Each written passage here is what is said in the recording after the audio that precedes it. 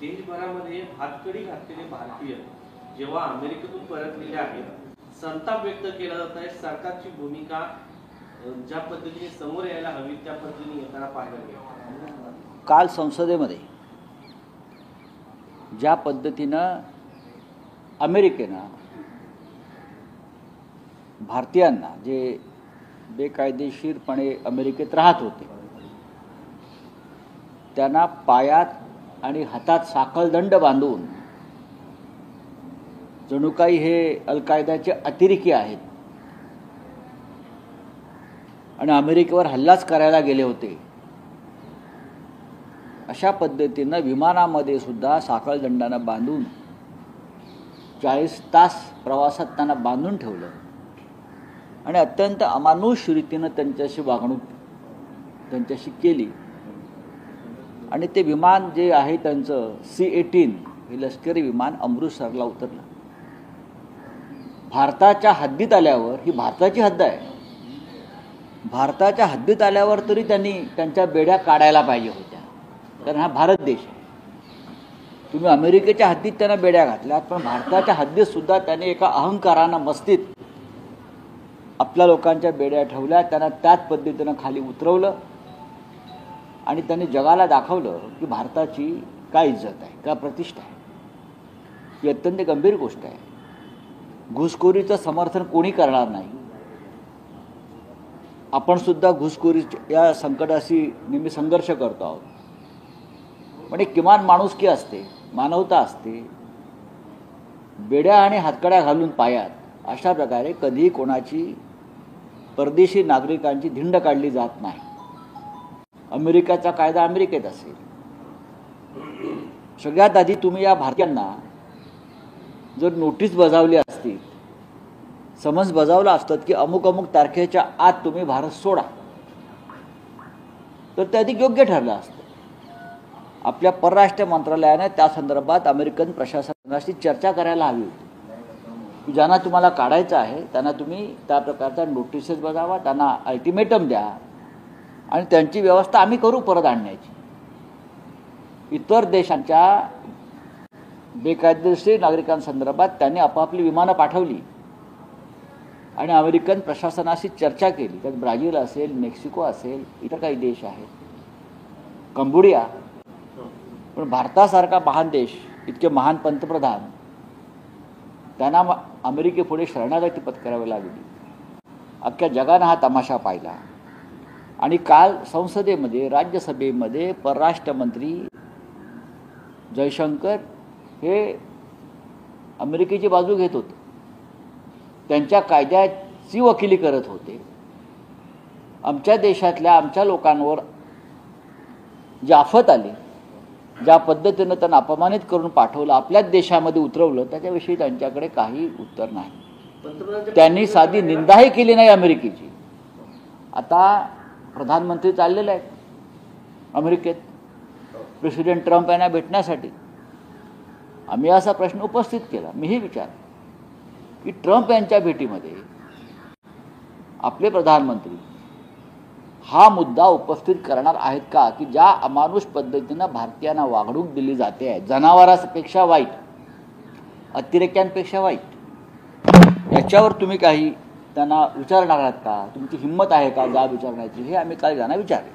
पण मोदींची प्रतिमा ही larger than life असं दाखवली गेली. मोदी महाशक्ती आहे, महापुरुष. हो, पण काल पाहिलं ना महाशक्ती. काल 120 भारतीयांना ज्या पद्धतीनं साखळदंड आणि बेड्या घालून आणण्यात आलं, आपल्याच भारतीय भूमीवर उतरवलं, म्हणजे विमानातून आपल्या भारतीय भूमीवर उतरताना सुद्धा त्यांनी त्यांच्या बेड्या काढल्या नाहीत. हे आपल्या कायद्याचं उल्लंघन आहे. अमेरिकेच्या लोकांनी भारताचा कायदा हातामध्ये घेतला. अमेरिकन लष्करानं आणि त्यांच्या प्रशासनानं अमृतसरला उतरून आमचा कायदा हातामध्ये घेतला. आमच्यासाठी ते गुन्हेगार नाही आहेत, तुमच्यासाठी असतील. आमच्यासाठी ते अपराधी आहेत का? त्याने आमच्या भूमीवर काय गुन्हा केला आहे का? नाही. तुम्ही उतरताना त्यांच्या बेड्या तरी काढायला पाहिजे होत्यात, पण अमेरिकेच्या लोकांनी त्यांच्या बेड्या काढल्या नाही. म्हणजे एका परिणतीनं आमचा कायदासुद्धा पायदळीत उडला. माध्यमातून बातम्या येत आहेत की राजकीय भूकंप होणार आहे. तुमच्या 9 पैकी 6 खासदारांचं मन वळवण्यात शिंदेंना यश आलेलं आहे. 9 पैकी 6 खासदार नाही ते ऑपरेशन टायगर होणार आहे. ऑपरेशन टायगर बघा की ऑपरेशन टायगर होईल, ऑपरेशन कमळ होईल, पण ऑलरेडी ऑपरेशन रेड्याची शिंग झालेलं आहे. अशा अफवा पसरत आहेत. कालच आम्ही आमच्या संसदेतल्या कार्यालयाचं उद्घाटन केलं आणि आमचे सगळे खासदार उपस्थित होते. ते 9 आकडा चुकीचा सांगतात, 7 आकडा चुकीचा सांगतायत. त्यांनी पैकीच्या पैकी खासदारांचा आकडा घ्यायला पाहिजे. हां, ते कोणत्या गुंगीत आहेत हे त्यांनी एकदा समजून घेतलं पाहिजे. त्यांनी वैद्यकीय तपासणी पूर्ण केली पाहिजे स्वतःची की ते कोणत्या गुंगीत आहेत हे लोक. आत्ता 12:30 वाजता श्री राहुल गांधी पत्रकार परिषद घेत आहेत कॉन्स्टिट्यूशन क्लबला. आपल्याकडे माहिती आली असेल, आज 12:30 वाजता लोकसभेचे विरोधी पक्षनेते राहुल गांधी पत्रकार परिषद घेत आहेत आणि महाराष्ट्राच्या मतदार याद्या असतील, निवडणुकीत एकंदरीत जे घोटाळे झालेले आहेत त्या संदर्भात पुराव्यानिशी ते आपल्याशी चर्चा करणार आहेत. आता तुम्ही सांगितलं की त्यांचं ऑपरेशन टायगर आहे, मात्र एकीकडे नाही, कसलं ऑपरेशन त्यांचं काय आहे? कसलं ऑपरेशन आहे? प्रताप सरनाईकांना जे एसटी महामंडळाचं अध्यक्षपद मिळालं होतं ते पण काढलं गेलं. फडणवीस, माननीय मुख्यमंत्री फडणवीस रोज त्यांचं ऑपरेशन करतायत. रोज त्यांचा अपमान होतोय, रोज त्यांचा ऑपरेशन करतायत. हा जो आहे शिंदे गट, हा भारतीय जनता पक्षाच्या पोटात उगवलेला अपेंडिक्स आहे. तो कधी कापून टाकला जाईल. पोटामध्ये एक अपेंडिक्सची गाठ येते, ती गाठ आहे अपेंडिक्सची. ती हळूहळू सुचते आणि मग ती पिकते, ती फुटते किंवा कापून टाकली जाते. तेव्हा आमचं ऑपरेशन करण्यापेक्षा तुमच्या अपेंडिक्सचं ऑपरेशन फडणवीस करतायत. जो भाजपला आलेला हा अपेंडिक्स आहे, त्याची तुम्ही काळजी घ्या. धनंजय मुंडेंच्या प्रकरणात पोटगी प्रकरण हे त्यांचं वैयक्तिक आहे, मात्र त्यांच्यावरती घरगुती हिंसाचार केल्याचा अंशतः आरोप कोर्टाने मान्य केलेला आहे. अशा पद्धतीचा मंत्री राज्याच्या मंत्रिमंडळात असणे नैतिकतेच्या माझं काही मत नाही. याच्यावर तुम्ही हा प्रश्न महाराष्ट्राचे मुख्यमंत्री देवेंद्र फडणवीस यांना विचारायला पाहिजे, अजित पवारांना विचारला पाहिजे. आमचा प्रश्न तुम्ही कशाला विचारता? किंवा इथे या देशात महिला आयोग आहे, राष्ट्रीय महिला आयोग आहे, त्यांना विचारायला पाहिजे. फार ताकदीचा महिला आयोग आहे ना भारतीय जनता पक्षाच्या ताब्यातला. महाराष्ट्रात महिला आयोग आहे, त्यांनाही प्रश्न विचारा.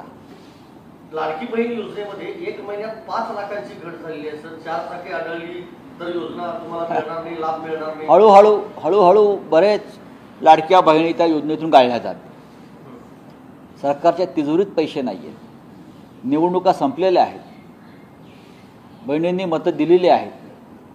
1500 रुपये 3 महिन्याचे त्यांना पोचलेले आहेत, पण आता पैसे नाही आहेत. त्याच्यामुळे जेवढं त्यांना हे ओझं कमी करता येईल तेवढं ते करतील. नीती आयोगापासून अनेक वित्तीय संस्थांनी ह्या योजनेवरती आपलं एकदम कठोर भाष्य व्यक्त केलं. चला सर, उद्योगपतींना दाद देणाऱ्यांच्या विरोधात मोकोगा लावा असं मुख्यमंत्री म्हणतात.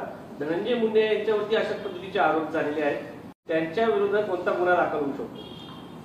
महाराष्ट्राच्या कालच्या निवडणुकीमध्ये अनेक उद्योगपतींकडून खंडण्या गोळा केल्या आणि या खंडण्या गोळा करणारे तुमच्या सरकारमध्ये आहे.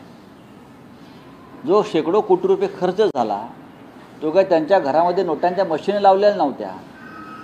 उद्योगपतींकडूनच पैसे गोळा केले आणि जोर जबरदस्ती आणि धमक्या देऊन पैसे गोळा केलेले आहेत. देवेंद्रजी फडणवीस यांनी जरी भूमिका घेतली असेल तर ती त्यांनी अत्यंत त्याचं कठोरपणे अंमलबजावणी केली पाहिजे. महाराष्ट्रातला उद्योग बाहेर का चालला आहे त्याला कारण इथे निर्माण झालेली दहशत आणि दहशत निर्माण करणारे त्यांच्या सरकारमध्ये आहेत, सरकारच्या आसपास आहेत.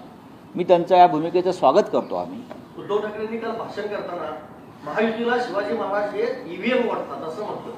नक्कीच प्रत्येक वेळेला छत्रपती शिवाजी महाराजांचा वापर करायचा, इतिहासातले खोटे दाखले द्यायचे, मतं मागायची आणि शिवाजी महाराजांच्या विचारांचं राज्य चालवायचं नाही ही यांची भूमिका आहे. जनसंघाशी संबंधित लोक ज्यांनी छत्रपती शिवाजी महाराजांचा अपमान निवडणुकीनंतर सुरू केलेला आहे, तो पाहिल्यावरती आम्हाला चिंता वाटते. या महाराष्ट्रात छत्रपती शिवाजी महाराजांची प्रतिष्ठा, मान, सन्मान सध्याचं सरकार राखणार आहे की नाही, हा आमच्यापुढे फार मोठा प्रश्न आहे. हिंदूंनी चांगले कपडे घालावेत, म्हणजे पारंपरिक वेश परिधान करावा आणि इंग्रजी बोलू नये, असं मोहन भागवतांनी अजब विधान केलं. हे अजबच आहे ना.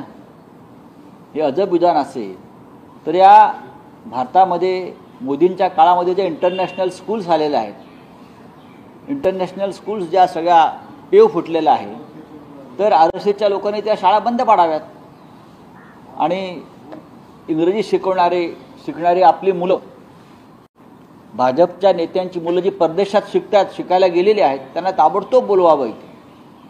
त्यांना सगळ्यांना परत बोलवा. या देशामध्ये सर्वाधिक परदेशात शिकणारी जे मुलं कोणाचे असतील ते भारतीय जनता पक्षाच्या आणि संघ परिवाराच्या नेत्यांचे आहेत. त्या सगळ्यांना त्यांनी भारतामध्ये परत बोलवावं आणि परत एकदा त्यांना नव्यानं शिक्षण द्यावं आणि मग ज्या रिजनल लँग्वेजेस आहेत त्याच्यात त्यांनी नव्यानं शिक्षण घ्यावं. गुलाबराव पाटलांनी म्हटलं महायुतीमध्ये जर अजित पवार नसते तर 100 आमदार आमचे निवडून आले असते. मागणी एंट्री झाली. अजित पवार उत्तर देतील. बोलो हिंदी में कुछ है सुटला नाहीये कुठला सोयाबीनचा. या संदर्भात अद्यापपर्यंत केंद्र सरकारने कोणती भूमिका घेतली? केंद्र सरकार महाराष्ट्राच्या बाबतीमध्ये, शेतकऱ्यांच्या बाबतीमध्ये अत्यंत आडमुठेपणाची भूमिका घेते. आम्ही वारंवार प्रश्न मांडतो.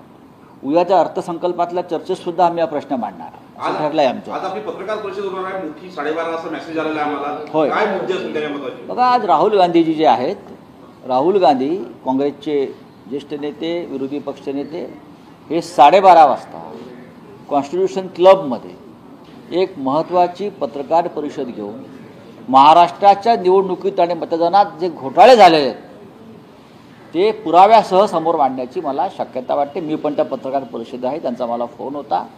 आम्ही आहोत आणि इतर सुद्धा नेते आहेत. सुप्रियाताई आहेत. यस लेकिन कांग्रेस कह रही है कि पीएम मोदी को इसमें हाँ नहीं बोलना चाहिए. और वहीं पे जयशंकर बोल रहे हैं कि हम पे सबसे उनसे बात करेंगे ताकि हमें पता लगे. देखिए, जिस तरह से हमारे जो इलीगल इमिग्रेंट्स हैं वो अमेरिका के लिए है, लेकिन जब भारतीय सीमा में उनका प्रवेश हुआ, उनकी फ्लाइट का, तो हमारा कानून लागू होता है. तो हमारा कानून अगर लागू होता है तो हमारे लिए वो कोई गुनहगार अपराधी नहीं है. तो जब भारत की सीमा में प्रवेश हो गया तो उनके पैरों में और हाथ में जो जंजीर और बेड़ियाँ बांधी तो छोड़नी चाहिए थी. लेकिन हमारे ज़मीन पर उनका C-18 फ्लाइट उतरा और उसी हालात में जंजीर और बेड़े के साथ हमारे ज़मीन पर उतारा गया. ये हमारा कानून का उल्लंघन है. क्या कर रहे जयशंकर जी, क्या कर रहे मोदी जी, क्या करते अमित शाह जी? अमेरिका का विमान फिर उड़ने नहीं देना चाहिए था. अगर हमारे कानून का उल्लंघन किया है ये लोगों ने, तो अमृतसर से विमान को वापस फ्लाई नहीं करना देना चाहिए था, हिम्मत दिखानी चाहिए थी. सर, राहुल गांधी का कहना है यूजीसी को लेकर कि वो लोग आरएसएस की आइडियोलॉजी इंपोज करना चाहते हैं और आज एक वो प्रेस कॉन्फ्रेंस भी कर रहे हैं. हम लोग कर रहे हैं प्रेस कॉन्फ्रेंस 12:30 बजे. आप वहाँ आइए. Thank you.